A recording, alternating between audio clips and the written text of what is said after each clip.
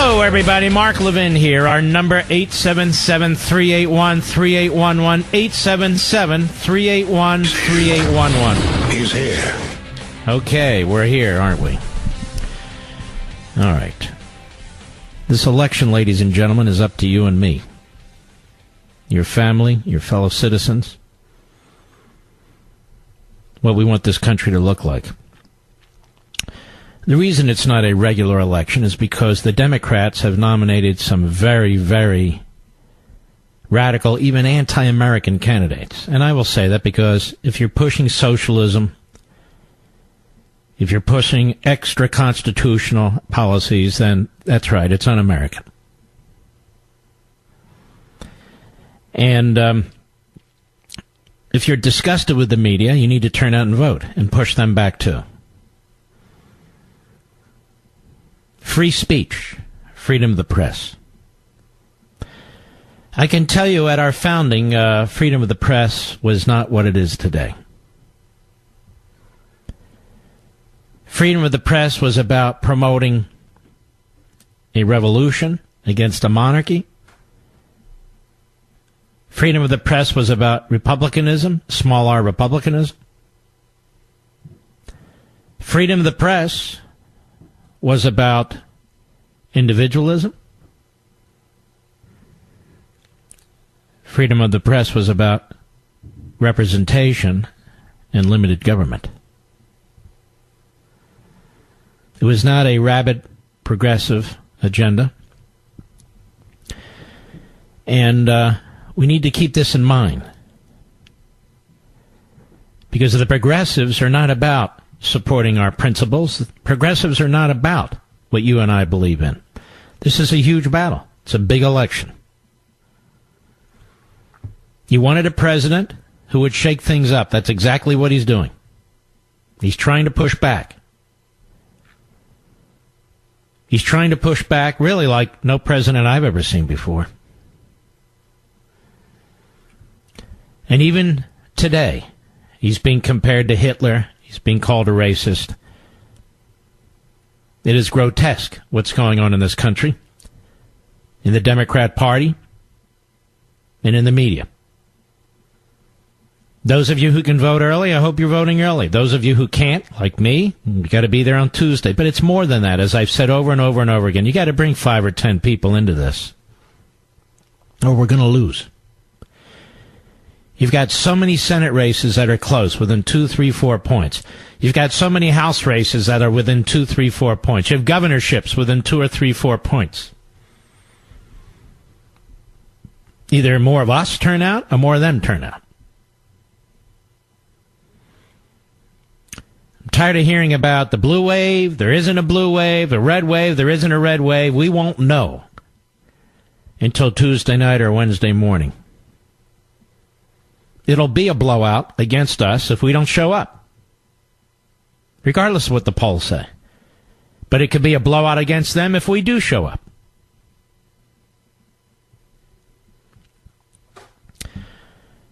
And there are candidates like Andrew Gillum in Florida who are repulsive, not because of their race, but because of the things they say and the things they believe. In my view, he's an anti-Semite, and I will explain that to you later. I know, I'm not supposed to say that, but he is. Conversely, there's a reason why John James, who is as red-blooded as they come, great patriot, combat veteran, there's a reason why this African-American gets no national attention, has not appeared on CNN or MSNBC in any significant way, or Meet the Press or any of the rest of it. There's a reason why Barack Obama is not campaigning for John James in Michigan. There's a reason why Oprah Winfrey is not campaigning for John James in Michigan. And yet, Obama's campaigning for Gillum in Florida. And Oprah's in Georgia, campaigning for another radical. There's a reason why a guy named Robert Francis O'Rourke, who calls himself Beto, has raised $70 million and is receiving all this media attention. free media attention, while other candidates are not.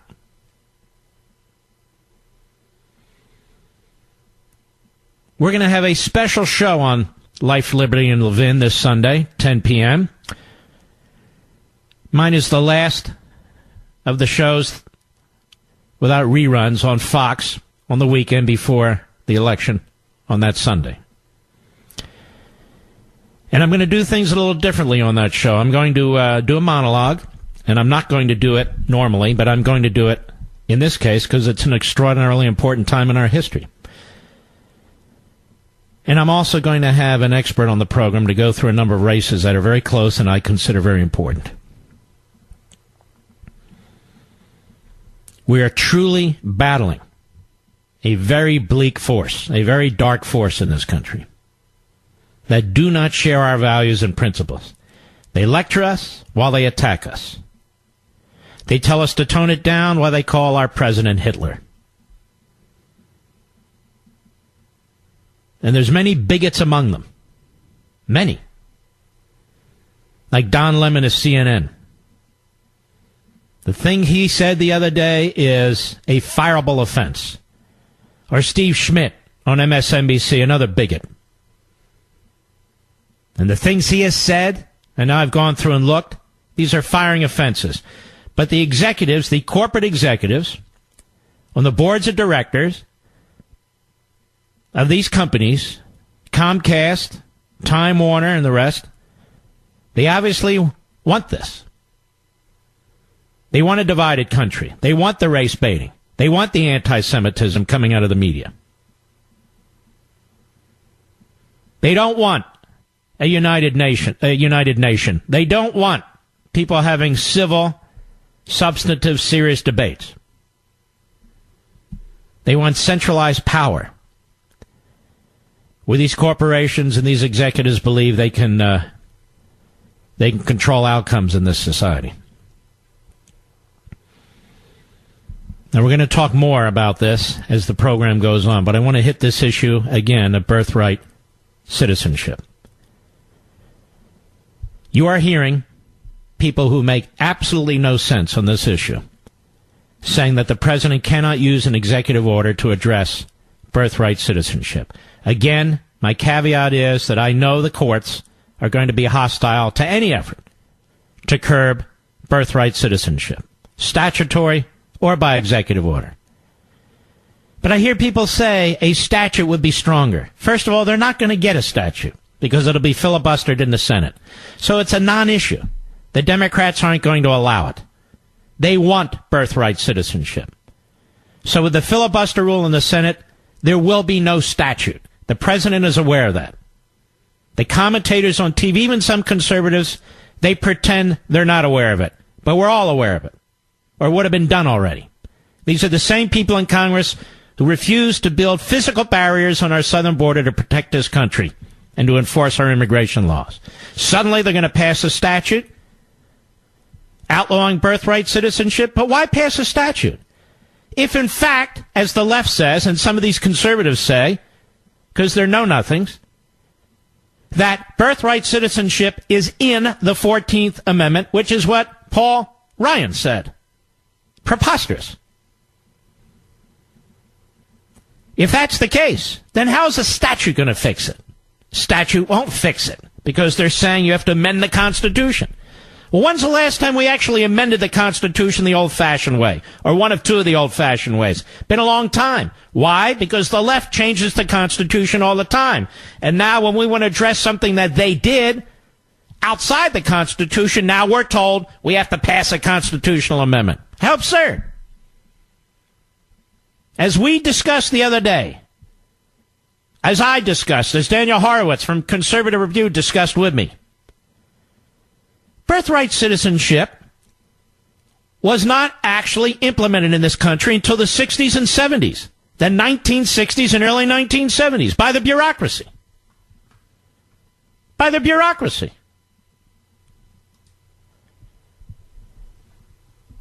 It wasn't in the Constitution, no court ordered it, and no statute was passed. So why do we have to amend the Constitution or pass a statute?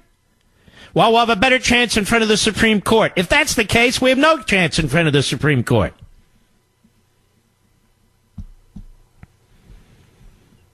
And as much as this battle over Kavanaugh was so crucial, he's not Clarence Thomas. He's not Antonin Scalia. And neither is John Roberts. It's just what it is. The president happens to be right about this. The president happens to be right about the Constitution. The president happens to be right about an executive order, however it turns out. And all of his critics happen to be wrong. He knows more than they do. As Daniel Horowitz put up there in the Conservative Review today, leftists concocted an ingenious game of judicial supremacism that creates a one-way ratchet for their policy outcomes. Heads they win, tails they win. Yet the so-called conservative legal community chooses to play the game. Nowhere is this more evident than in the debate over so-called birthright citizenship, where the left cherry picks one non-binding footnote of a terrible decision, misrepresenting another bad decision that violates previous precedent, the plain meaning and purpose of the 14th Amendment, sovereignty, and the social compact, while collectively ignoring endless, uninterrupted case law indicating the opposite, all for the political outcome of giving our sacred birthright to illegal aliens. The 14th Amendment. Representative James F. Wilson, Republican, Iowa, the chairman of the House Judiciary Committee back in the 1860s, who helped draft the 14th Amendment, spoke emphatically that it was, quote, establishing no new right, declaring no new principle, unquote. Quote, it is not the object of this bill to establish new rights, but to protect and enforce those which belong to every citizen, unquote. That's what he declared in 1866. Now, I want you to think about it.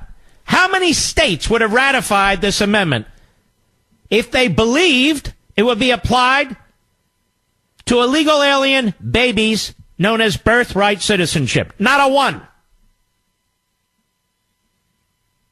This amendment was passed to protect African American former slaves, not foreigners yet to be born who have no right to come into this country illegally. Period. The notion that an amendment designed to grant freed slaves who lived here for centuries and had no allegiance to any other jurisdiction the basic rights of American citizens would be used as a tool to prevent Congress from regulating citizenship for immigrants of all stripes is scandalous. The first sentence of the 14th Amendment, all persons born or naturalized in the United States and subject to the jurisdiction thereof are citizens of the United States and the state wherein they reside. We need not speculate what subject to the jurisdiction thereof means. As I said the other day, Senator Lyman Trumbull of Illinois, the chairman of the Senate Judiciary Committee at the time, said during the debate over the 14th Amendment, quote, subject to the jurisdiction, unquote, of the United States means subject to its complete jurisdiction, quote, not owing allegiance to anybody else, unquote. Of course, persons present inside American territory are subject to our partial jurisdiction in the sense that they have to obey our laws and are subject to criminal prosecution for disobeying our laws. But when congressional drafters added the second phrase of jurisdiction to citizenship clause, they were clearly limiting citizenship to those who, in the words of one of the key drafters, were subject to complete jurisdiction as Americans. Senator Jacob Howard of Michigan, the principal author of the citizenship clause of the 14th Amendment in the Senate, explicitly said that candidates for citizenship must be born here and not owe allegiance to any other authority. Echoing Trumbull, he said a full and complete jurisdiction means the same jurisdiction in extent and quality as applies to every citizen of the United States now. He made it clear allegiance, quote, will not, of course, quote, will not, of course, include persons born in the United States who are foreigners, aliens who belong to the families of ambassadors or foreign ministers accredited to the government of the United States. So, simply put, the history of this amendment is not in dispute. It's not in doubt. It's not up for debate. So what changed? Nothing in the Constitution changed. Nothing legally changed as a matter of statutory law. In the 1960s, the bureaucracy, under the Great Deal, decided to confer citizenship on babies born of illegal aliens in this country. And now we're told, in order to reverse that, the President of the United States has to push for a constitutional amendment, or Congress has to pass a statute. But he's not allowed to reverse what the bureaucracy did in the 1960s with an executive order. How insane is that? I'll be right back. I challenge all those who have a different view from me in academia, or practicing lawyers, or former federal this, or former that. I challenge you to show me the evidence in the 1860s that supports your position that birthright citizenship was enshrined in the 14th Amendment. Just give us one piece of evidence.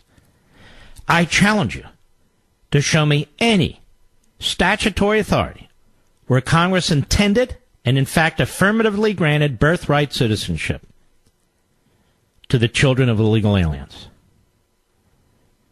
And I challenge you to explain in some kind of coherent way how something that is done by the federal bureaucracy cannot be undone by the president directing the federal bureaucracy, which is what an executive order is. Now, if you'll tell me he'd have a stronger case if it was a statute, he's not going to get a statute, and I don't understand why that's a stronger case. If it's your position that it's enshrined in the Constitution, then nothing can change it but a constitutional amendment, which will never happen. I'll be back. You want to open borders? You vote for Democrats. You want to continue this birthright citizenship without challenge? You vote for Democrats. You want to destroy Medicare and your private employer-supported health care, and some of you with your own private health care, this notion of Medicare for all, which means Medicare for no one, then you vote for Democrats. And that'll only cost you $32.6 trillion in the first 10 years. And you turn your health care system over to the Democrats who've done such a wonderful job under Obamacare. That's their proposal. Every one of them is supporting it. Every one of them. You want to undermine the United States military? You vote for Democrats. And I cannot say this too often enough. Who do you think China's rooting for in this election? Who do you think Russia's rooting for in this election? Iran, North Korea, the United Nations. They're rooting for the Democrats because they want to see the president weakened and bogged down with 1,000 subpoenas and so forth and so on. You want to see the culture to continue to unravel? You saw the Kavanaugh hearings. You want to see them shred the Constitution and spit in the face of people who they make allegations against? Vote Democrat. Or better yet, sit home. Leave it to everybody else to try and carry us across the finish line. Unbelievable what's going on in this country. The bottom of the hour, we'll have Patrick Morrissey on the program, the Attorney General of West Virginia, running against a fraud by the name of Joe Manchin, who sits there and waits to see if his vote's needed or not before he votes one way or the other. But he's a sure vote for Chuck Schumer. That we know. West Virginia, time to send this guy out to pasture. And at the 8:30 hour, we'll have Representative Lee Zeldin, who represents most of Long Island. He's in a tight race. Another Army vet. New York 1st Congressional District. Good man. And we'll continue to do this. I believe tomorrow we have Cruz and some others. We're doing our part. Please, write it down that you're responsible for 5, 6, 7, 8, 9, 10 votes. People who you wouldn't normally tell to go vote. People who you wouldn't normally make sure vote. If there's early voting going on, then by God, what are you waiting for? This is your country. It's up to you. It's your state. It's up to you. It's your congressional district. It's up to you. And that's the truth.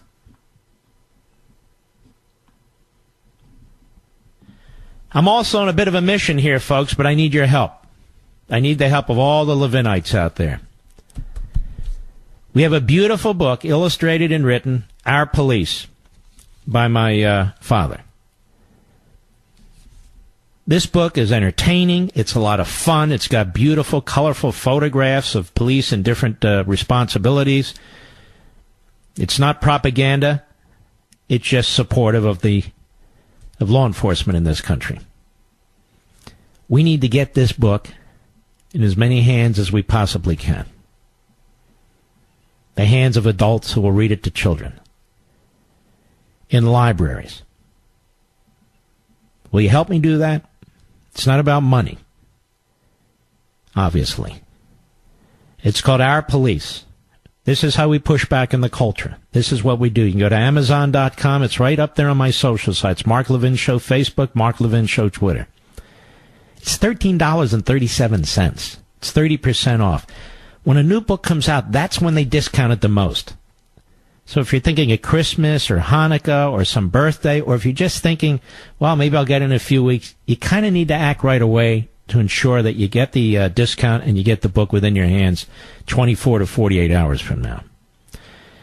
I want to encourage you to acquire it. I want to encourage you, if you go to a bookstore, beautiful bookstores all over the country. I love bookstores. They're there as well. Our Police. If I don't mention it, nobody else will. My dad's not here to mention it. It's not on Fox. It's not on, any of that. It's here. I mention it. So I wanted to mention it to you now. I want to swing back into Florida. This Florida race is particularly important as far as I'm concerned, because it's illustrative of what the Democrat Party is up to.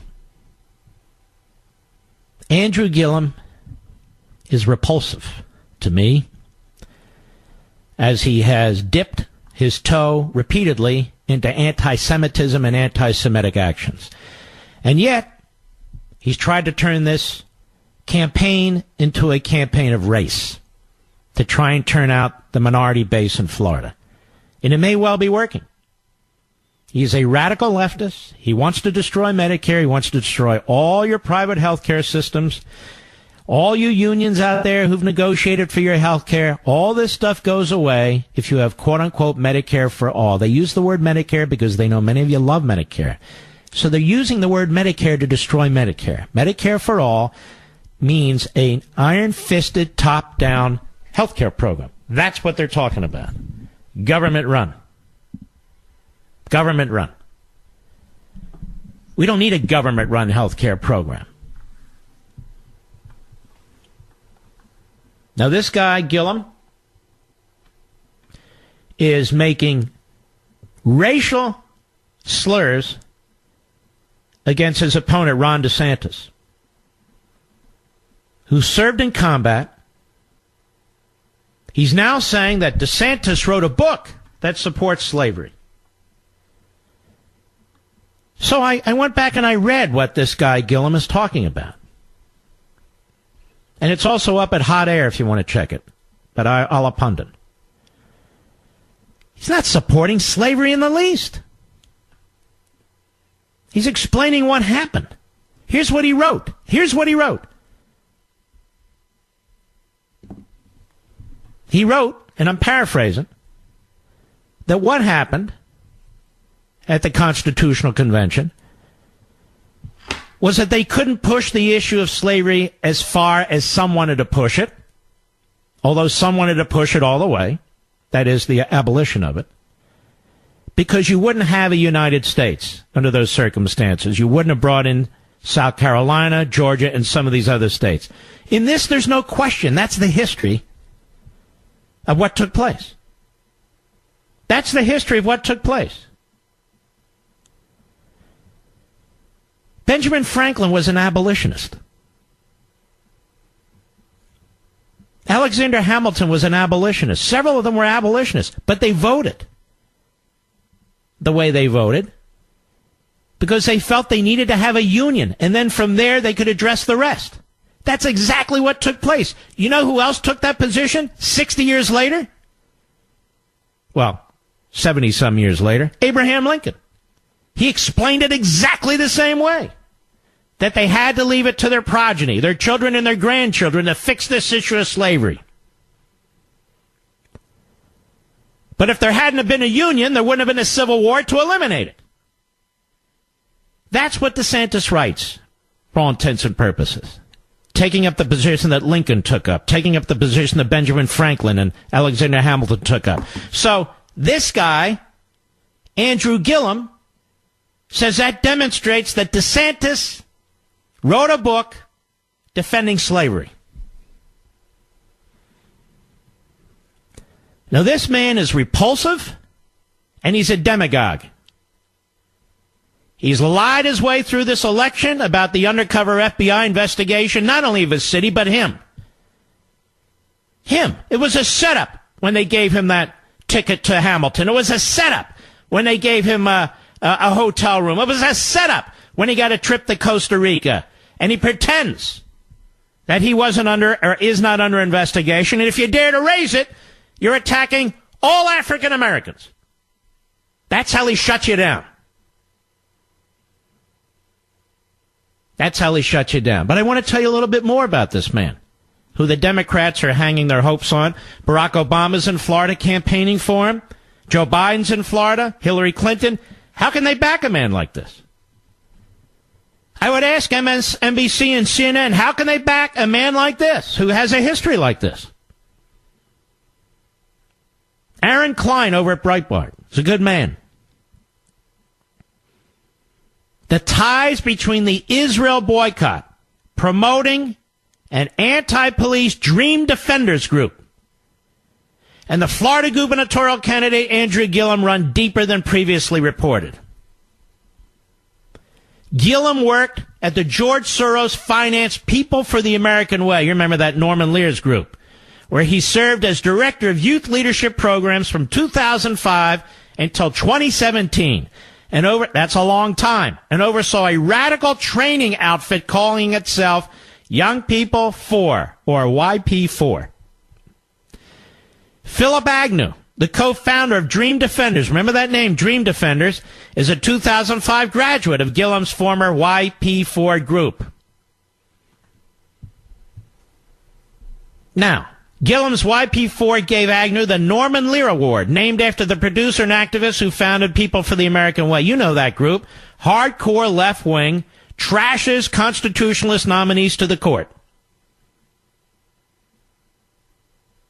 Gillum has faced controversy over his refusal to disavow Dream Defenders, which has engaged in activism to promote the boycott of Israel, espouses anti-patriotic, anti-capitalism, anti-military, and anti-police ideology with which Gillum has already been associated. The Dream Defenders website refers to the entire state of Israel as, quote, the site of a continued settler colonial project, unquote. See, this is all about anti-Semitism, and laments U.S. military aid to the Jewish state. A large section of the site promotes the group's anti-Israel activism. Now, why isn't this being reported on CNN and MSNBC? Instead, they're promoting him. Gillum's Dream Defenders allies compiled an education tool for U.S. teachers about, quote, liberation movements, and that glorifies the Popular Front for the Liberation of Palestine, PFLP, a deadly terrorist organization. Well, I guess he has a lot in common with Obama. Republican challenger Ron DeSantis has repeatedly called for Gillum to distance himself from the Dream Defenders.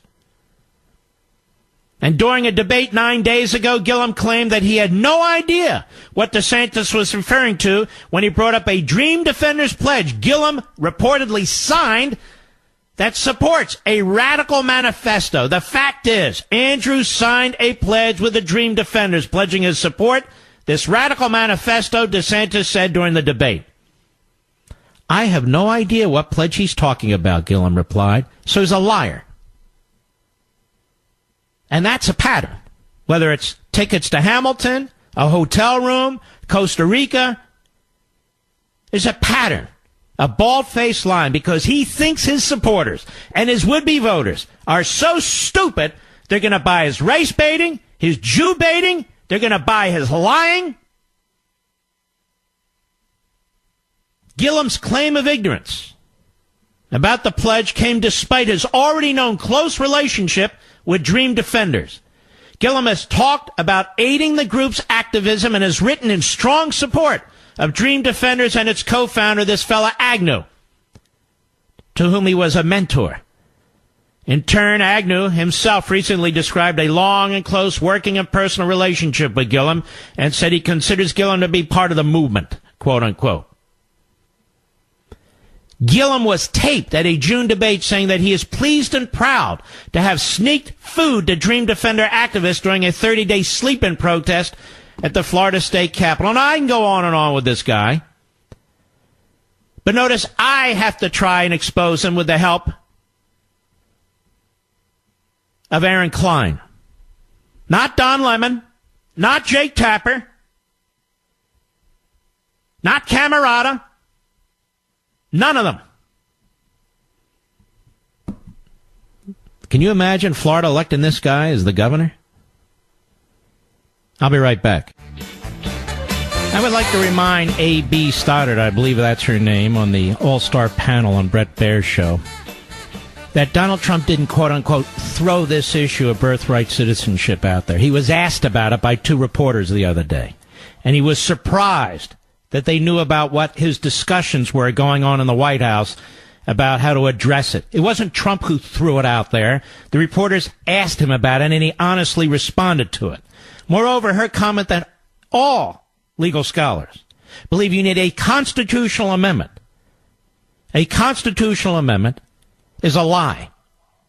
Many of us don't believe you need a constitutional amendment, and I've now spent multiple shows over the course of a decade explaining this issue, but because the media know more than you and I, but because the media have a narrative, because the media hate this president and like these left-wing policies, that's what you're going to get.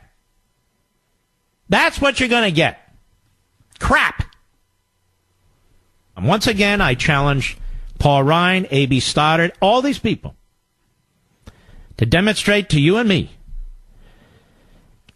how the people who framed that constitutional amendment, the people who passed it in Congress, the people who voted on it in the states, just name one who said it would apply to illegal alien children and provide birthright.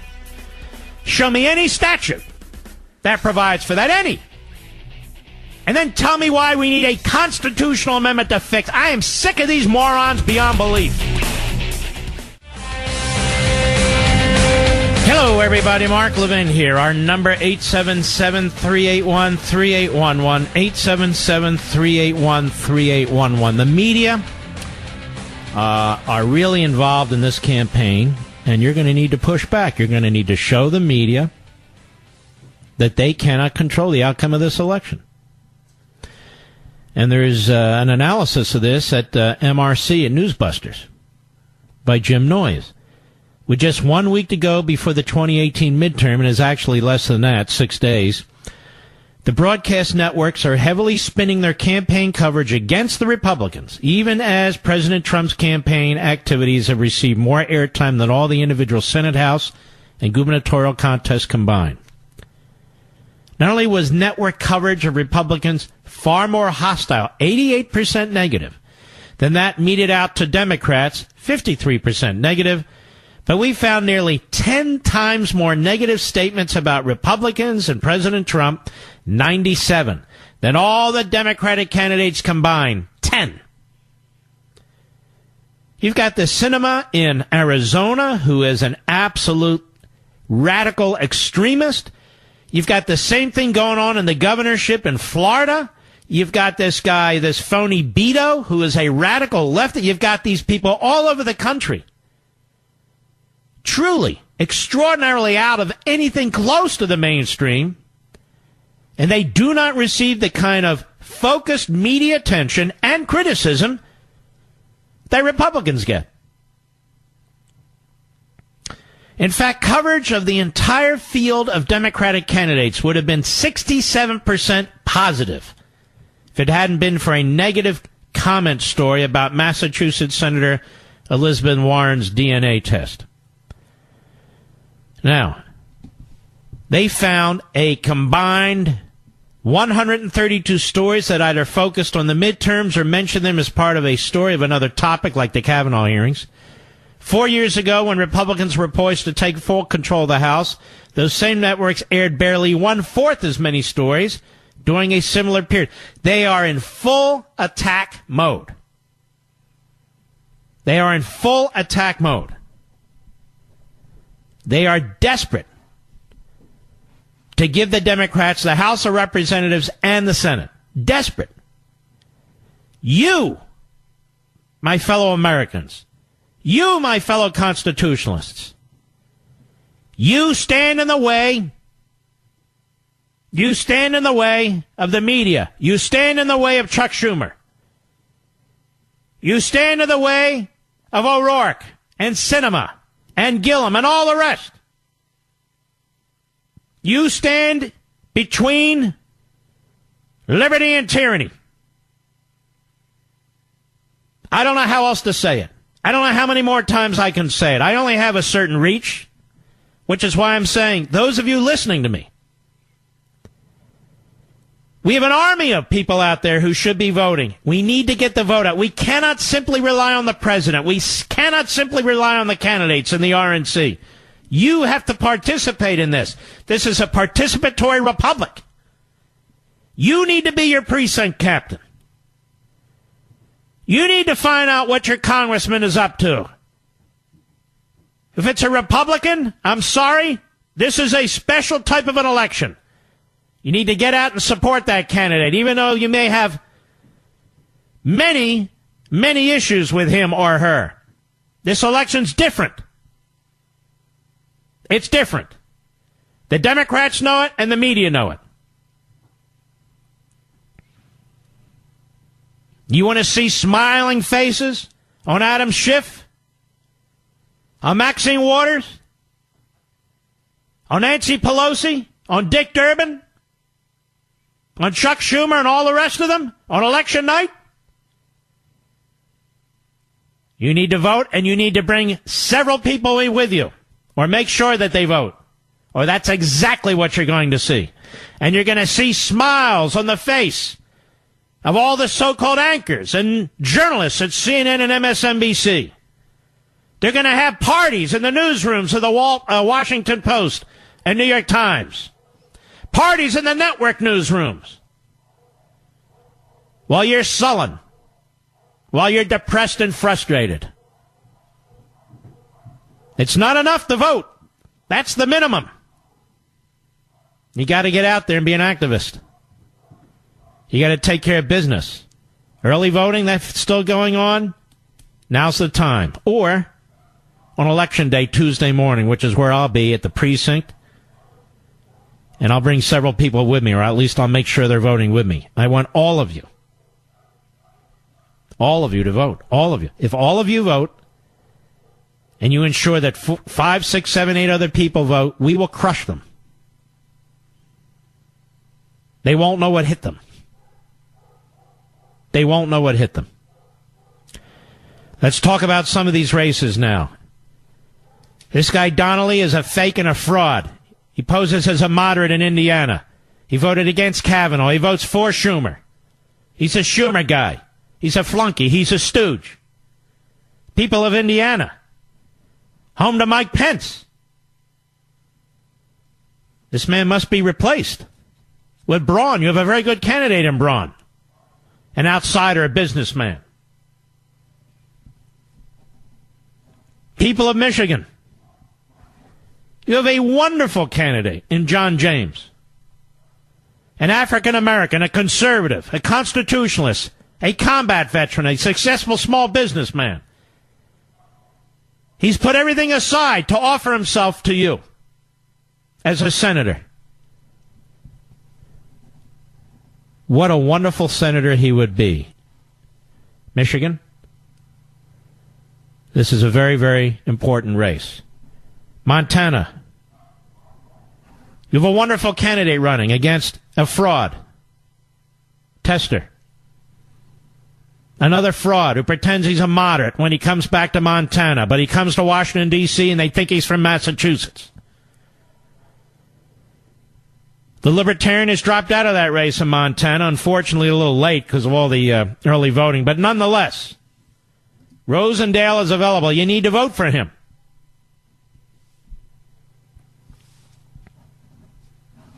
Florida.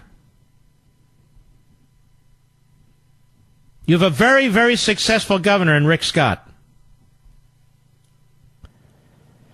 You have a worse than mediocre senator in Ben Nelson, who exists for the purpose of filling a seat and giving a yes vote to Schumer.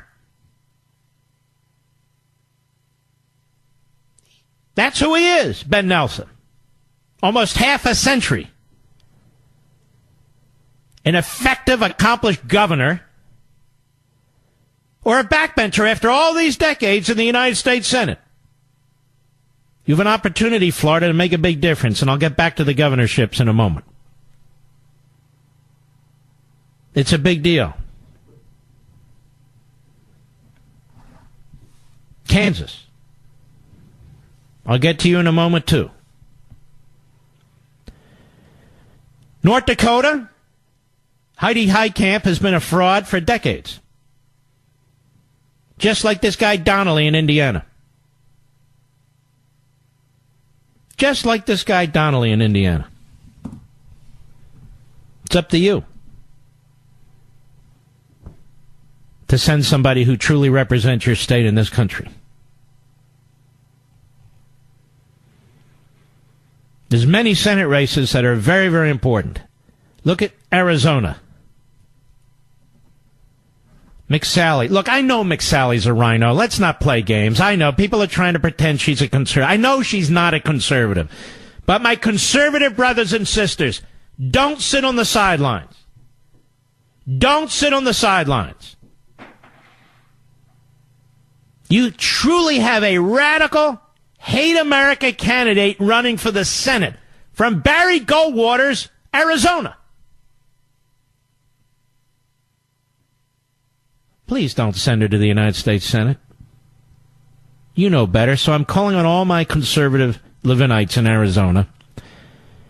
We're not thrilled with McSally. I got it. I understand. But if I were in Arizona, I would vote for her. Instead of Taliban, the Senate candidate on the Democrat side. I'm quite serious about this. Nevada. Heller. I understand that Heller is a bit of a rhino. I got it. I know that. But he's got a slight lead. And again, his opponent is a radical leftist. See, this is what's going on throughout the Democrat Party. The Democrat Party today is like one of these radical left-wing European parties. So you have to vote to stop them. And if I lived in that state, I would vote for Heller. Right down the line. That's the kind of election it is. You need to send Heller back to the United States Senate. So all my conservative friends, brothers and sisters there. You have a wonderful man running for governor, too, Adam Laxalt. Haven't talked much about that campaign. We tried to get him on, but we can't seem to get through. I don't know why. His grandfather and I were very good friends. Dear man. And Adam Laxalt is solid. You have a great opportunity there in your governorship.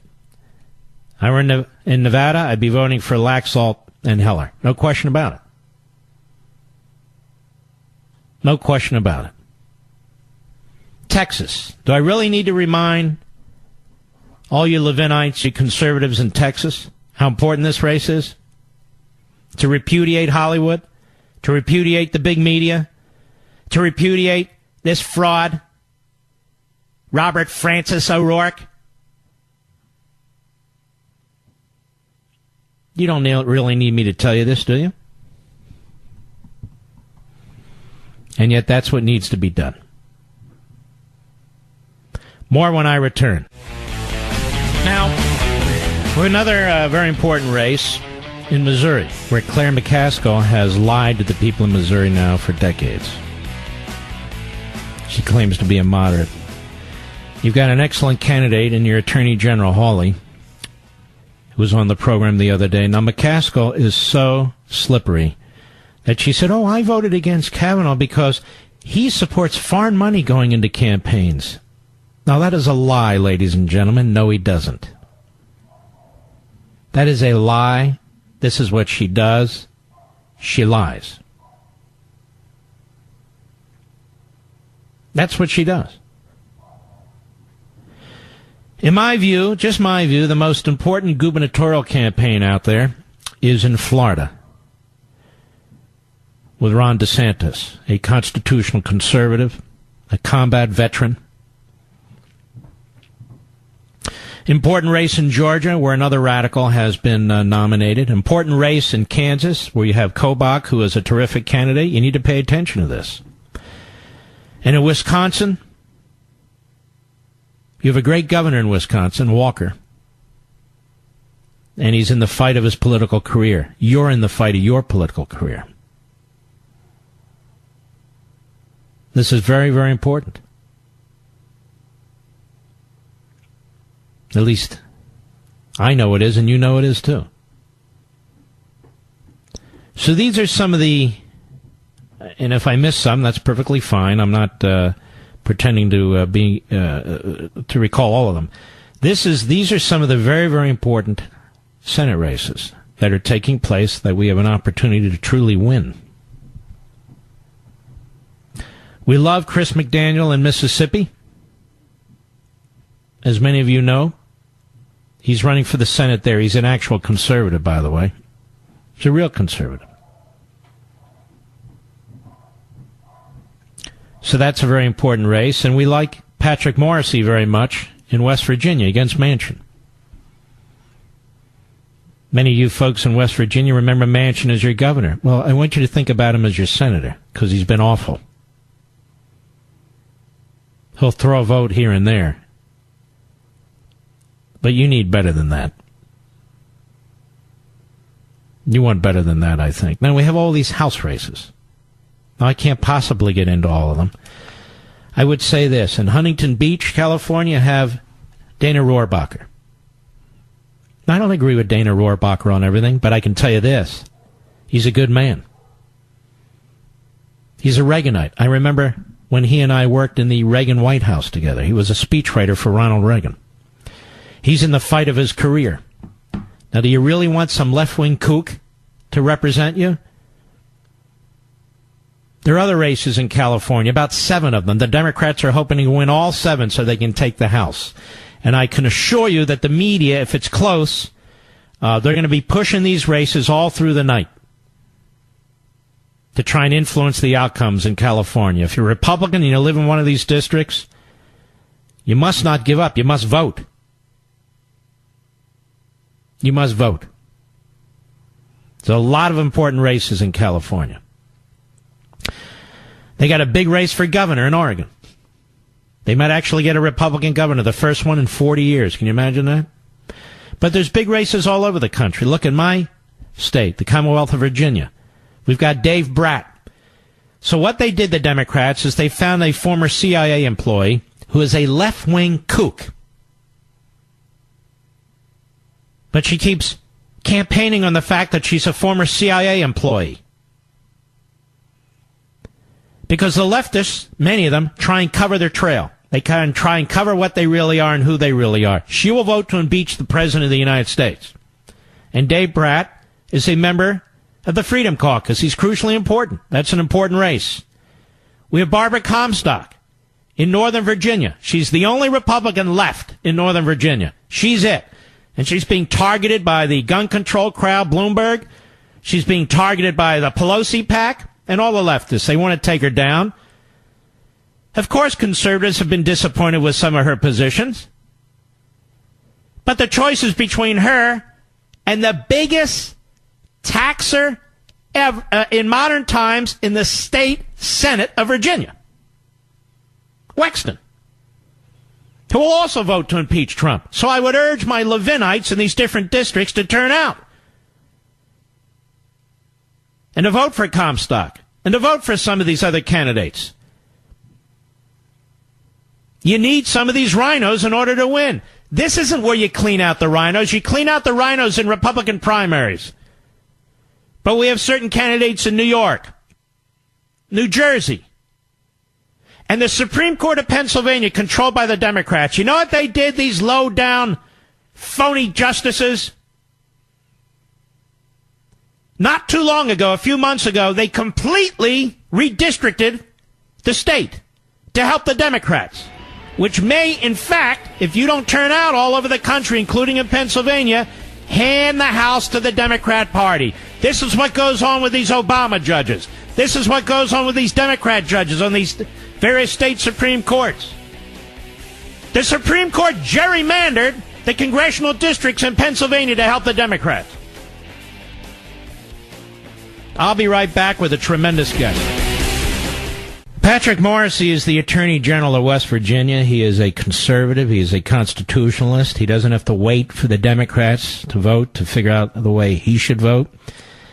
He will not vote for Chuck Schumer to be the Democrat leader in the United States Senate. How are you, Patrick Morrisey?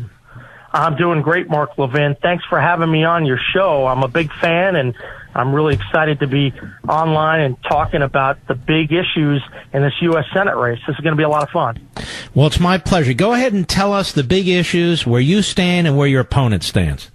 Absolutely. Well, I think as many people are beginning to really follow this U.S. Senate race in West Virginia, they're seeing that there couldn't be a bigger contrast between the Republican and the Democratic candidates.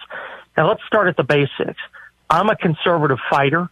Mark, you know, I took on the Obama administration. I sued them. We had big victories in court.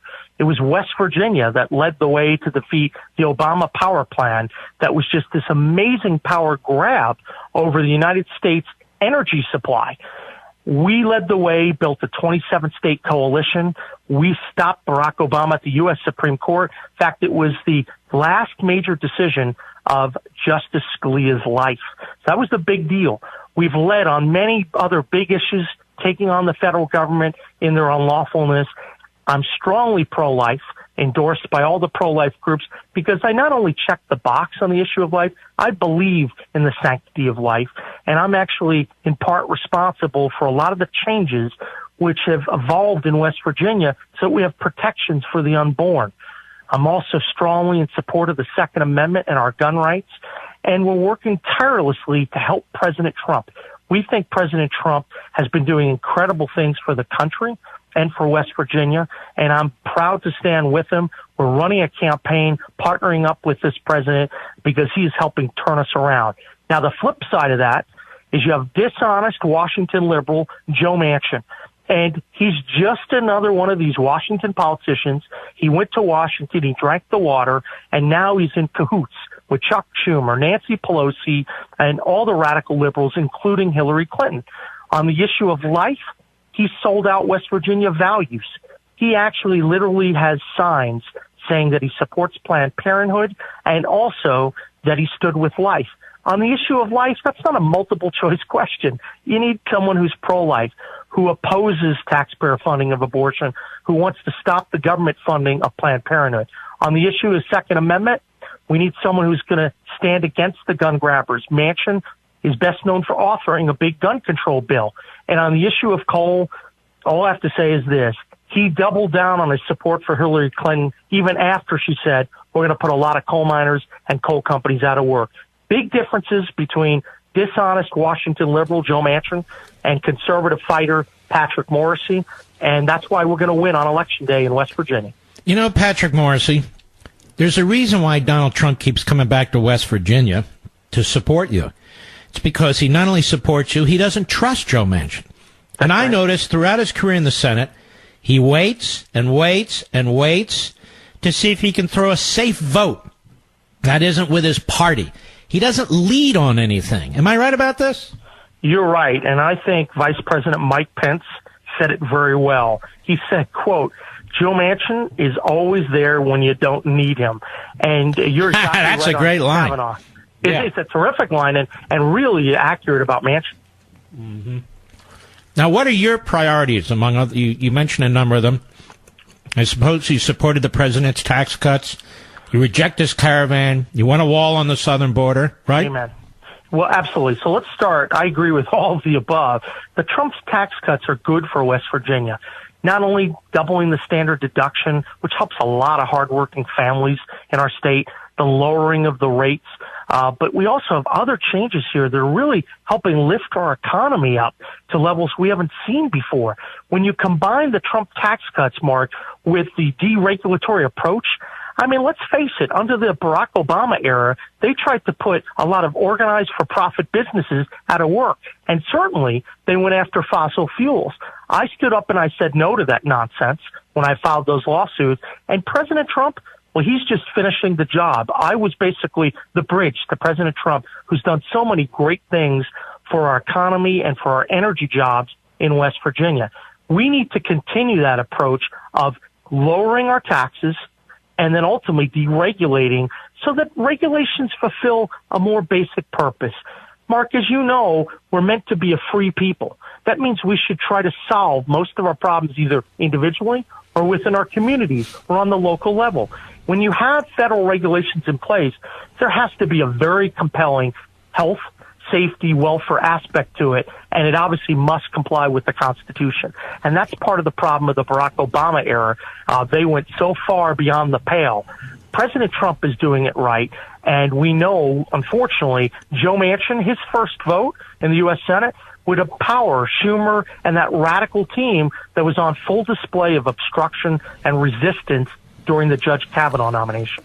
And the people of West Virginia, they need to understand that when Hillary Clinton and her bunch talk about deplorables, they're talking about people, hard-working men and women, blue-collar men and women, like the wonderful citizens of West Virginia. Tell me, what have the Democrats done in the last 40 years for coal miners? I can't think of a single thing other than trying to put them out of work. Look, I think the biggest thing is when you have a presidential nominee who says we're going to put a lot of coal miners and coal companies out of work, you might be able to say oops and try to take it back, but the people of West Virginia don't forget. That's one of the major reasons why Joe Manchin's going down. That's his true self. The fact is that Joe Manchin, Vice President Pence said it right. He's there when you don't need him. He's never going to lead, and he's certainly not going to stand together with President Trump. And that's why more and more people, as they're examining the contrast between my campaign and Joe Manchin, they're coming over to our side. That's why we're tied or maybe up by one in the latest poll. We feel very good. But I have to tell you, Mark, we have to get the word out because Chuck Schumer and the coastal elites, Bloomberg and Soros and all these radicals, they are coming in and they're spending unbelievable money. We think it's going to be over $25 million in West Virginia, most expensive state in the country per capita in this Senate election. Now, Patrick Morrissey, if America wants to donate to your campaign, if the people of West Virginia want to turn out and support you at the grassroots level, what is your website? Well, our website is patrickmorrissey.com, and that's 2 R's and 1 S. And if folks consider donating $25 right now, you'd make a difference. We know that Schumer the other day just dumped $700,000 more money in. The Democrat Senatorial Committee put a couple hundred more in today. We're fighting like heck in the arena, and we're going to win. But you know how we're going to win? We're going to win through these grassroots patriots that are listening to you, Mark. People who care about the Constitution. People who care about the rule of law, the separation of powers. That's what I've been all about as the state attorney general of West Virginia. That's how I'm going to act in the U.S. Senate. But patrickmorrissey.com, 2 R's, 1 S. And please, $25 here, $25 there. The limit's $2,700. We need to fight that Schumer, Manchin, Clinton team because they've got the money, but we've got the heart, and we have a trump card. And you know what? If we can't get 2 Republican senators out of West Virginia, given what the Democrats have done to your state, it's going to be very, very tough. So I hope the folks in West Virginia understand when Manchin comes home and he smiles and he shakes hands and he kind of does a wink and a nod about the liberals in Congress and so forth. He votes with them 98% of the time. So And on these big votes, you got to sit breathlessly on the edge of your chair and wonder if he's going to come through or not as he's trying to figure out what is best for his political career. I assume, Patrick, you're going to take a leading role defending your state. You're going to take a leading role as a conservative. We are, Mark, and I appreciate you saying that. As Attorney General, we helped lead a lot of these national challenges. We stood against illegal amnesty, and we were very strong. We took on that Barack Obama EPA time after time. And look, we say no to this PC nonsense that comes out of the left. I mean, what they did is absolutely outrageous. And anyone who says that Joe Manchin, well, he ultimately voted for Kavanaugh, they have to look back at one point. Do you know that all of the shenanigans and the obstruction-resistant circus that we saw could have been avoided if Joe Manchin had stepped out earlier instead of taking a powder when they called his name first so that he could wait for the state of Maine, for Susan Collins to cast the deciding vote? That's a profile in cowardice, and that's not going to be my approach. I'm the exact opposite. All right, Patrick Morrissey, I wish you all the best. I obviously support your effort very, very strongly. And give out your website again so America can try and help you here. Well, thank you. It's patrickmorrissey.com, and that's 2 R's and 1 S. And once again, if you donate $25 or $100, whatever you can do, I'm fighting against the machine. But I tell you what, we're tied in the polls, and I think we're going to get it done because I think people speak a lot louder than money. But your money does help today because you need enough money to beat back these liberals. Patrick Morrissey, Attorney General of West Virginia. I hope the next senator from West Virginia. Good luck to you, my friend. Hey, thank you, Mark, and I appreciate you talking me up the next couple days. All right, God bless. You take care of yourself. It's another great candidate, folks. Another great candidate. We'll be right back. I can hear a lot of activity with trick-or-treaters. Now, my own view about this is the fewer trick-or-treaters, the better. You know why, Mr. Producer? Exactly. More candy for me. I'm just kidding, for crying out loud. There was a time at the bunker when I used to put out, I've told you this before, a big bowl of Hershey bars. I don't mean the tiny little ones, one bite. I mean the big ones. Now, not the big ones, but a real Hershey bar. And I used to put out a big bowl of them. I used to have like 3 bowls of them. And I would do it during the course of the broadcast, during the breaks, until a few years ago, when I would do that, and apparently some kids or teenagers took all the Hershey bars. And so there were none left. So I put another bowl out. They did it again. So I stopped. Then I shut the lights out and said, that's not enough of that. But now my wife's in charge of it. So I hear a lot of activity going on up there, the Halloween. People are talking about, should we move it to the weekend? Why don't you just leave things alone? Just leave things alone. For once. West Virginia, Indiana, other states where you have these phony moderates as Democrats running to hold on to their political careers. I want you to think about something. Let's really focus in. Let's say there's another retirement on the Supreme Court or a death on the Supreme Court. There's another vacancy on the Supreme Court. How do you think Joe Manchin will vote? Now that he's newly elected with another 6 years, another 5 years, how do you think he'll vote? He'll vote no. How do you think Joe Donnelly, who just voted no on Kavanaugh, how do you think he'll vote? He'll vote no. How about McCaskill, who voted against both of Trump's nominees? How do you think she'll vote? She'll vote no. How about Sienna, or whatever the hell her name is, in Arizona, Ms. Taliban? How do you think she'll vote? She'll vote no. Ben Nelson will vote no. Tester in Montana, he'll vote no. Stabenow, Michigan, she'll vote no. Every one of these frauds and phonies who want to convince you that, look, I'm a centrist, I'm bipartisan, they will vote no on the next Supreme Court nominee should Donald Trump have another one. Now, I want you to think about that. Because they'll figure they're going to outlast Trump. Because after all, they have another 6 years. And he has to win re-election. It is very, very dangerous to play this game if you're a voter who's a conservative or a Republican or right of center to be voting for these Democrats. They're very dishonest. Why would Chuck Schumer be spending so much in Virginia, West Virginia, that is? Because he knows Manchin's going to vote for him. That's why. And same with these other states. Why do you think? For the reason I said. You know, New Jersey, you have an opportunity too. You have an opportunity to elect the first Republican to the United States Senate in 40 years. Now, I know he's a rhino. It doesn't matter. It's Menendez. He's a crook and a leftist.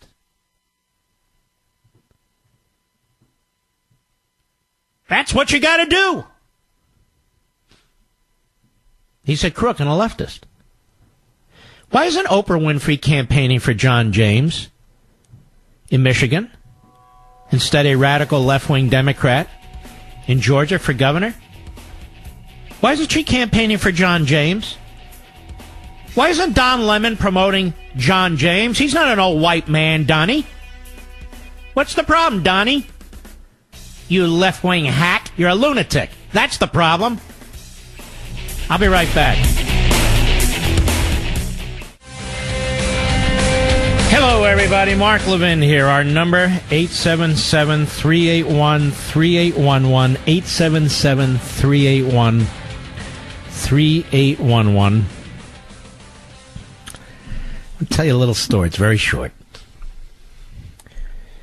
Back in the Florida primary, I seem to think it was in August, something like that.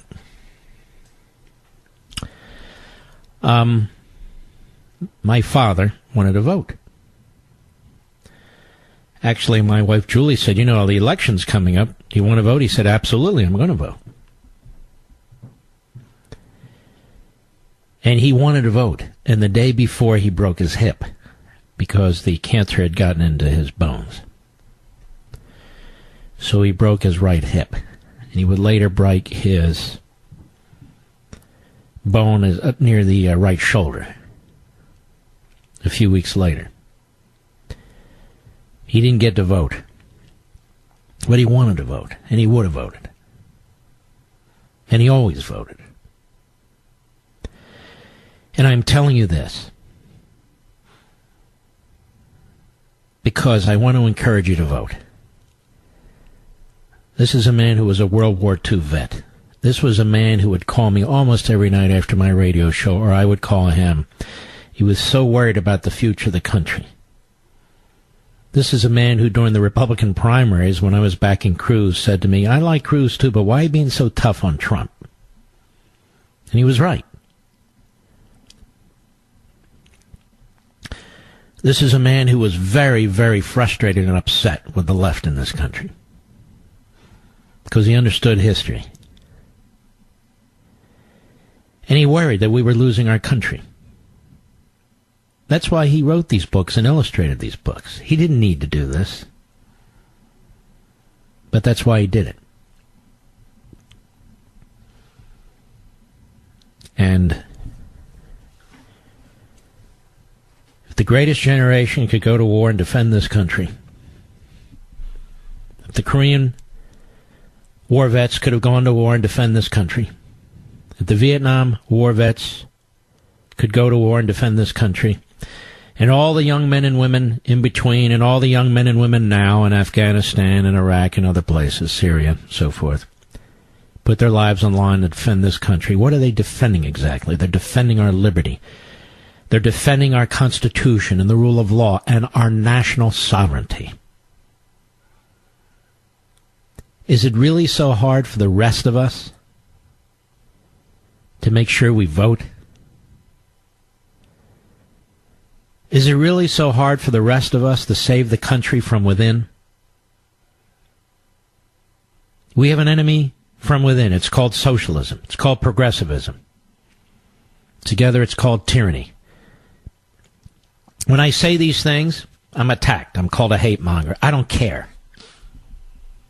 The truth is the truth. There are millions of you listening to this program on all kinds of outlets and formats.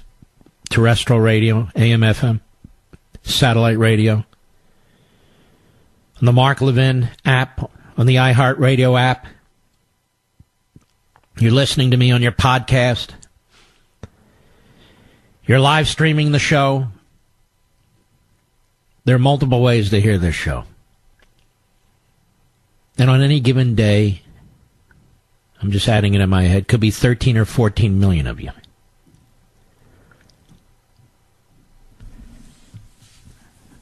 We've been together a long time, those of you who've listened to this program.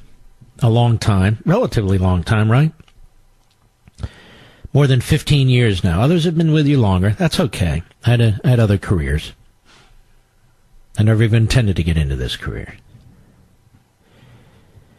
But we've had a very special relationship, I feel. I know for many of you I'm part of your family in some respects. Distant part of your family. But the same with me. I know I'm blessed with you. And the common thread in all this is our love of country. That's where you were taught. That's what you believe. That's what I was taught. That's what I believe. There's some people in this country who don't love it, who attack it, who rip it apart, who accuse their fellow citizens of being like Hitler and Nazis and racists and so forth. These are the forces. These are the people we must defeat. Now, we can't right now defeat them in our public schools and college campuses. We can't right now defeat them in Hollywood and Beverly Hills in the entertainment industry. We can't right now defeat them in the media, but ladies and gentlemen, we can defeat them at the ballot box. It's up to you. And I'm serious when I say it. Think about the power we have if we make sure 3, 4, 5, 6, 7 people who we know and who will vote the right way get out and vote. Think of what election night will really look like. It is, in my view, particularly in this election, your patriotic duty to take care of business here. I really believe that. It's your patriotic duty. This is not just another election. If we lose, there are grave consequences.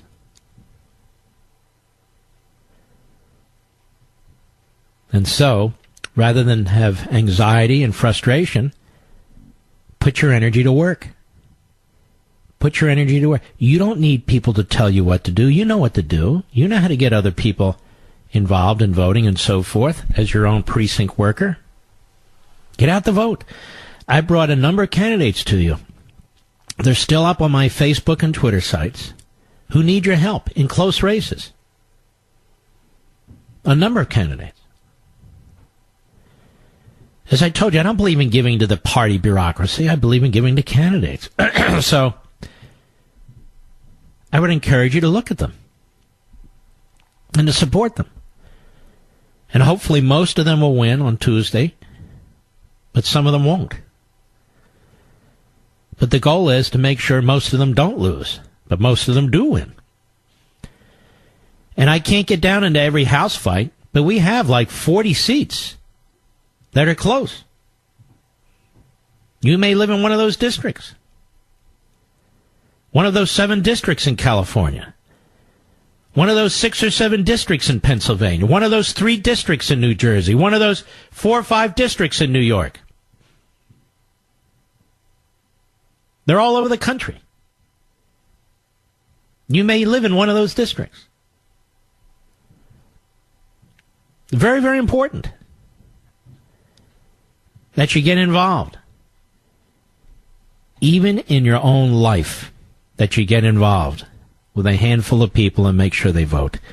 And imagine if you do that, and then a few others do that, and so forth and so on, it would be a big deal. It really would. Is there a silent majority out there? We're about to find out. Are the polls right? Are the polls wrong? We're about to find out. But we should be focused like a laser. Forget about the static. We should be focused like a laser. You know you love this country. And you know there are candidates out there who do not. There are candidates out there who want to fundamentally change America. I don't want to fundamentally change America. I love America.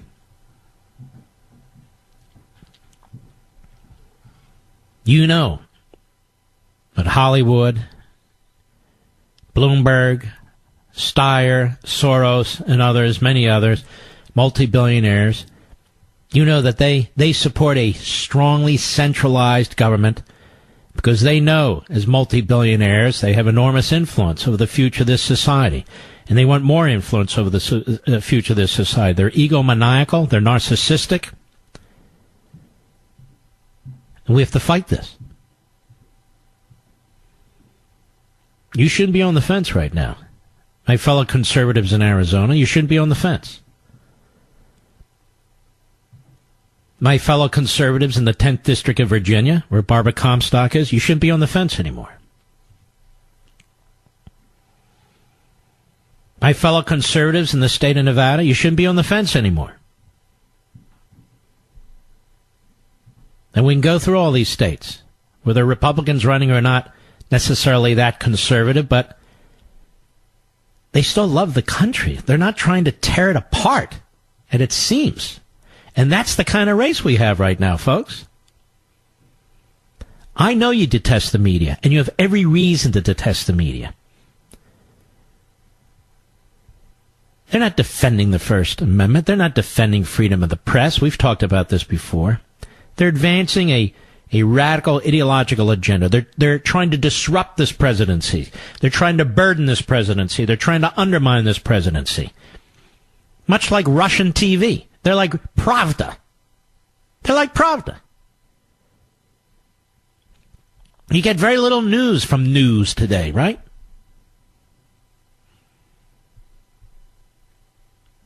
So this election is very important. Now look, it's Wednesday. I'm going to keep talking about this right up to Election Day on Tuesday night. When I sit here and hopefully with millions of you, and the returns start coming in as we have every election cycle, and we start analyzing what's going on. I'm very good about this. When these returns started to come in, Mr. Producer, in the Trump campaign around 8 o'clock, 8:30, I said to Mr. Producer, Trump won this election. He said, what do you mean?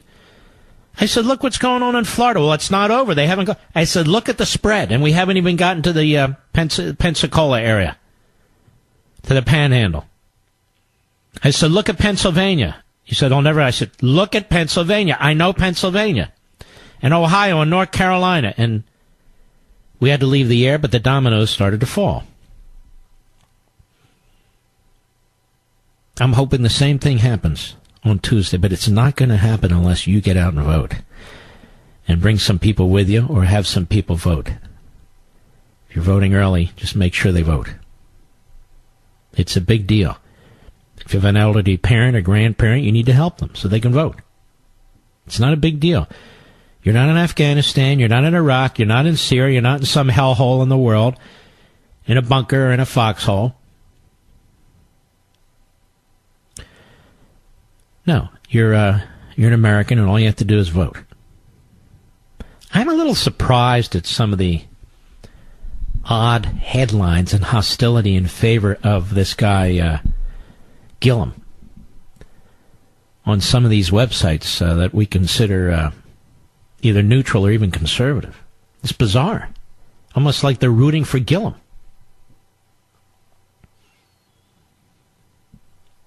I won't call the website out. It's run by a friend of mine, but it's very weird. Very weird. I would say Gillum is the worst candidate of the bunch. I'd say the Senate candidate for the Democrats in Arizona is number 2. I'd say the Democrat running for governor in Georgia is number 3. I'd say this guy Robert Francis O'Rourke in Texas is number 4. I mean, they're so bad. So bad. It's incredible. I'll be right back. Mark Levin. All right, maybe we shouldn't call them the enemy of the people, although I don't have a problem with that in certain specific cases. That is the media. Maybe the malignant media. Do you like that phrase, Mr. Producer? The malignant media. They prefer that because that's what they've become. Jon Stewart was on CNN last night with Amanpour, and he was shockingly good. 1 out of 1,000 programs. Listen very carefully to this exchange. I don't think you will expect the kind of replies that Jon Stewart provides. Cut 18, go. Obviously, we're all caught up in this sort of daily Trump fest. I mean, every single newspaper, every radio station, every bit of social media. You got to make money, too. Well, it's dissecting. You got bills to pay, man. You got electric bills. You got food. You know, this guy he's giving you all cash. The cash flow in the Trump era for these TV stations and for these... Can I say, that might have been an issue, and maybe it still is an issue for the people who are the bean counters, but we, the journalists, I think, believe that our job is to navigate the truth and to do the fact-checking and all the rest of it. So I think that's what motivates But I think the journalists have taken it personally. Okay, they're personally wounded and offended by this man. He baits them, and they dive in, and what he's done well, I thought, is appeal to their own narcissism, to their own ego. Because what he says is and the journalists stand up and say, we are noble, we are honorable, how dare you, sir? And they take it personally. And now he's changed the conversation to not that his policies are silly or not working or any of those other things. It's all about the fight. He's able to tune out everything else and get people just focused on the fight. He's going to win that fight. You know, even Bob Woodward said that in his book on the Trump White House that a lot of journalists are too emotional about this. But it's hard for us to be dispassionate when words from the White House are aggressive against us and you know, raise the specter of violence against us. Think of the communities. No, we're used to it, believe me. Think of the communities. We've been out there in the field. I think he's pegged them. I think he's pegged them very much. They're thin-skinned. They're egomaniacs. They're narcissistic. They've got enormous power. And Trump takes them on. He challenges them. And you're not allowed to do that.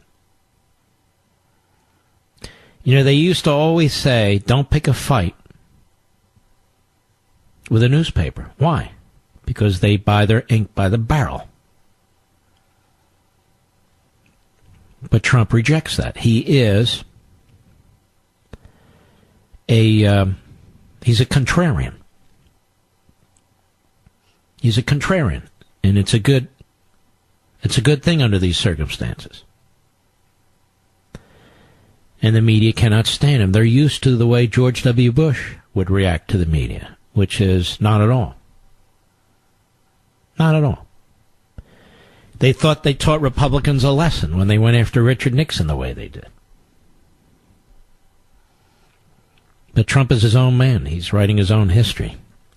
And you're living through this history. It's a remarkable history, ladies and gentlemen. And they will try and write the history. They will try and write the books about Trump. How he was like Hitler, how his supporters were like Hitler, how it was a low point in American history. It's a high point in American history. It's a leading point in American history. And what's going on now is that the media want to cut short the advances that have been made. They want to create chaos. They want to create hatred and jealousies and so forth, but on their terms, which is why they are not only rooting for the Democrats to win the House and the Senate,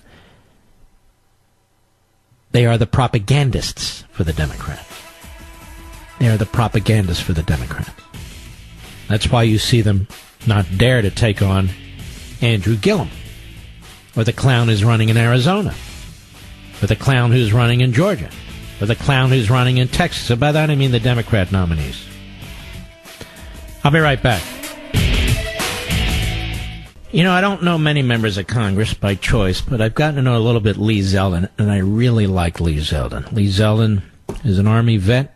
Lee Zeldin is a wonderful congressman from Long Island, and it's very important, I think, to the nation that he get reelected, particularly the people of Long Island. Lee Zeldin, how are you, sir?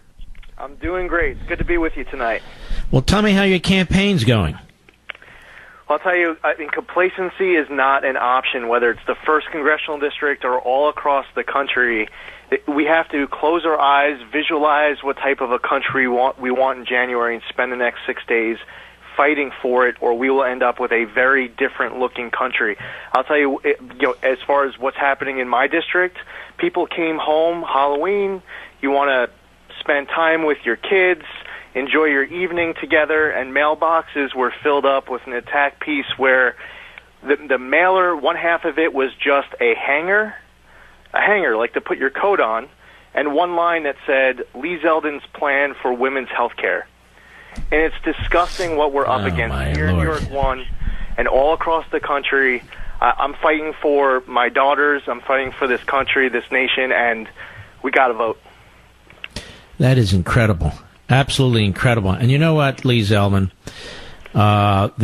Any notion of civility has gone out the window with the media, with your opponents. Anything flies. So they sent out hangers trying to imply that that's your view of how women should be treated with unwanted pregnancies. That's right. I posted it. It's on my Twitter account at Lee Zeldin, Zeldin. You could see it. It was sent by the New York State Democratic Party and my opponent's campaign. And my opponent was asked about it, and he doubled down. I mean, proud of this. And right after Maxine Waters a few months back told her followers, not just in that audience but all across America, to be confronting opposition, right after that, we had someone who showed up at one of my campaign offices, confronted one of my volunteers, said that every supporter of President Trump and Congressman Zeldin should be killed, and then tried to run him over with a vehicle. He had to dive out of the way. The guy ends up getting arrested. We're fighting for a future that, I think things are going well in this country. I see the Labor Department numbers where wage growth is now up over 3%, the highest number now in 10 years, and unemployment's at a 49-year low. We still have challenges, but I have an opponent, and they're running all across America. They want to oppose, resist, impeach, and obstruct everything and anything. I do not want Nancy Pelosi to be Speaker. I do not want Maxine Waters to become Chair of the House Financial Services Committee. So this country that I'm willing to lay down my life for on the battlefield is one that is worth fighting for in Congress. It's an honor to be there, but I'm not going to be intimidated. I'm not going to cower. I know, obviously, that you never will. Your audience won't, and that's the country that we're fighting for. It's only 6 days. We could do this. We can keep control of the House. We can even pick up a few seats in the Senate, and the alternative scares the heck out of me. Now, Lee Zeldin, if the nation wants to help you and the people on Long Island in your area there, they want to get involved, where do they go? ZeldinForCongress.com. You can visit my website, on Facebook at Lee M. Zeldin. I mentioned my Twitter at Lee Zeldin. And wherever you live, if you have a Republican who's running against one of these unhinged leftists who want to take our country in the wrong direction, you're fighting on the street, on your block, with your neighbors, with your friends. No one can stay home. You can't wake up on November 7th complaining about the country that we have if we don't fight for it for these next 6 days. You have to earn that with your vote. And you're such a great patriot. And that's all we have to do. We have men and women all over the world who are facing enemies. Their lives are endangered. They've left the comfort of home and their families, as you did some years back. All we have to do is vote, make sure 5 or 6 people who we know who have like-minded also vote, and we will strongly defeat the other side. That's right. And our national security, I mean, the embassy in Israel moving to Jerusalem, the president not just fulfilling his own campaign promise and doing the right thing, but fulfilling promises of presidents past, withdrawing from the fatally flawed Iran nuclear deal, withdrawing from the Paris Accords where we were making these commitments on our end while a country like China was agreeing to actually increase emissions. You know, understanding their enemies do not respect weakness, they only respect strength. We can't be silent, not because we want war, but because we want to prevent it. We have right now a president and a national security team behind them that is ensuring that American exceptionalism is nothing to apologize for. We are respected again, and I love it. We have to continue going in the right direction, and the president needs people in Congress who are going to support him, when he has a backbone, standing up to threats to our country. That is how we protect ourselves, the next generation. That's how we protect our freedoms and liberties. And I'll tell you, as an Army reservist, I know that if I was ever sent into harm's way, I would be sent to win or not sent at all. Where we have had conflicts in the past where we have sent our troops into harm's way and we've set them up to fail. So I feel good as a U.S. citizen with where we are in national security, as a member of Congress, and also someone who actually just got selected last week for promotion to lieutenant colonel. Wow. Still proudly serving in the reserves as well. There are many ways to serve, and it's a privilege to be able to wear the uniform. That uniform actually feels even better than the suit that you wear down in Congress. Mm-hmm. Well, congratulations on that. Now, let me ask you this. The president also wants to fight illegal immigration. He wants better vetting. There's an MS-13 problem on Long Island, isn't there? Absolutely. And MS-13 is now being defeated. The president is confronting the threat head on. I mean, we saw it with the threat of radical Islamic extremism. You cannot defeat a threat you're not willing to identify. This president gets heat for calling MS-13 animals. They are animals. He's come up to Long Island multiple times. We've had members of his administration all in, working with local law enforcement. And it's not just about combating MS-13. It's the sex trafficking, the drug trafficking, the human trafficking. So it's protecting public safety, not just the high-profile murder that everyone in the country will hear about. It's also this administration rescuing the women who are stuck in that sex brothel in that town within my district where they're being used as slaves, having sex all day long. So the administration is protecting all these people who are being victimized by the crimes and the way that MS-13 supports itself. My opponent is one of those people who said that we need to, he supports the sanctuary city policy of cutting off all coordination and cooperation between ICE and our local forces. And Congressman, let me just stop you there so the American people in your district understand what that means. That means that after a criminal illegal alien has served their sentence in an American prison, that they will not work with ICE to get a detainer for the feds to pick up that person and deport them. That person is released into the community. Right. Totally, you're cutting off coordination and cooperation. You're not telling ICE that you have someone, that you're about to release them into the community. You're actually working against ICE, where the Oakland mayor gives everybody a heads up that ICE is coming. Where we have in New York, we have all sorts of sanctuary city policies, county, and even state policies if Andrew Cuomo and the Democrats were to have full control of Albany come January. So yeah, it's really concerning because actually the maximum amount of cooperation is how to keep my constituents safe, not cutting off cooperation with ICE. And I'll tell you, our ICE agents, they're amazing. Our governor calls our ICE agents thugs. He says America's never been great. Our ICE agents, they kiss their sons and daughters goodbye in the morning, their spouse, and they put themselves at great physical harm, not just for their family at home, but for strangers as well. We should be supporting them, backing them up. And the fact that people are getting rewarded with votes by attacking ICE, attacking our law enforcement, I don't know what's going on in this country. It's ZeldinForCongress.com, ZELDIN for Congress.com. Excuse me. What do you see happening domestically if Nancy Pelosi and these... First of all, the Democrat Party has been strongly radicalized, don't you think, Congressman? Yeah, I mean, they want socialized medicine. I mean, my opponent is one of those Medicare for all type guys, free health care for illegal immigrants. It would bankrupt Medicare for seniors. You would have to, even if you doubled everybody's taxes on the individual and corporate side, you still wouldn't have enough money to pay for it. I hear of that person in the UK who has a heart attack. They get stabilized. They want a catheter. They don't get a catheter. They get sent home. If they have money, they get on a plane. They come to JFK here in New York. They arrive at the airport. They complain about their heart. They go to the local hospital. They get a catheter. It's because they're rationed out where that provider can only provide 12 catheters.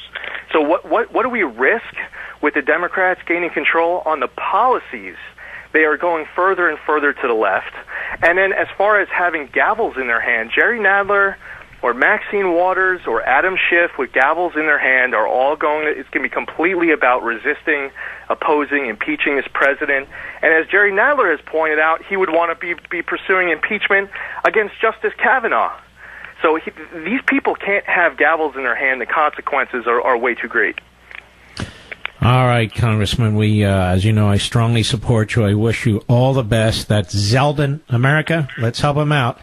What's that? ZeldinForCongress.com. Zeldin, Zeldin for Congress.com. In Long Island, you can lend him a hand, and all over the nation, I'm sure you can use a little bit of support. And it's just amazing. They would send hangers, the Democrat State Party and your opponent, and that your staffer was threatened that way. And we want to wish you all the best. Thank you, Mark. Thanks for all the support, and thank you for fighting the fight. And you too. God bless you. That is a great congressman out of New York, Long Island. Now, Long Island, WABC. We're number one in WABC. I got my radio start on WABC. And I have a ton of listeners out there in his district. It's very, very important that you return him to Congress. Very, very important. And you've got candidates all over the country. You heard how he spoke. This is a real leader. He talked about all of you folks with Republican candidates in your district, incumbents, and those of you with open seats, with Republicans trying to win, and those of you in Democrat districts that are marginal with Republicans trying to win. You heard what he said. You got to get to the voting booth. You got to make sure other people go, or look what we're going to be left with. Look what this country's going to turn into. It's not even about the candidates. It's about us and our children and our grandchildren. It's about us. This audience, you're the most patriotic audience out there, but there's still not enough of us. You got to grab some of your buddies, some of your family members, some of your coworkers, and you need to be the advocate. You need to be Thomas Paine.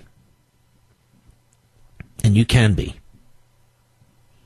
You need to be Thomas Paine. And you can be. Now, you folks listening to this program, you love your country and you're patriotic, or you wouldn't be listening to this program. Now, some people listening are curious, but I want to talk to all of you as Levinites, our big family, our big town hall meeting here. Why do you work every day? Those of you who are retired and you spent decades working, why did you work every day? To take care of your family. To provide for your family. To take care of yourselves. This is what you were taught. This is a very, very important American tradition. Why do you go to church or synagogue or your mosque and so forth? Why do you do that? Because you're believers. And even if you don't, many of you have faith, if not most of you. You have faith. You believe in family.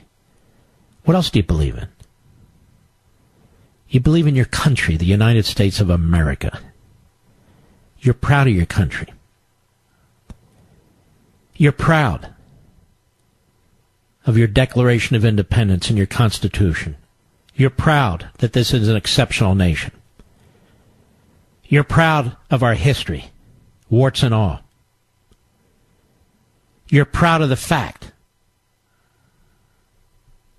that we fought in World War I and the good guys won. You're proud of the fact that your country and some of your family fought in World War II and defeated Adolf Hitler and Tojo and Mussolini at great cost. You're proud of the men and women who have served this nation in war after war. You're proud of the men and women who protect us on our streets and in our communities. You love this country. Well, let me tell you a little secret. There are people who have exactly the opposite view. And they're trying to destroy what this nation has created and what we, the people, have created. That's what I'm talking about. If you have early voting, vote. And bring people with you. It's on the line. Ladies and gentlemen, we salute our armed forces, police officers, firefighters, and emergency personnel. I hope you'll check out LEVIN TV, and I very much hope you'll pick up a copy of Our Police at your bookstore or go online on Amazon.com. See you tomorrow.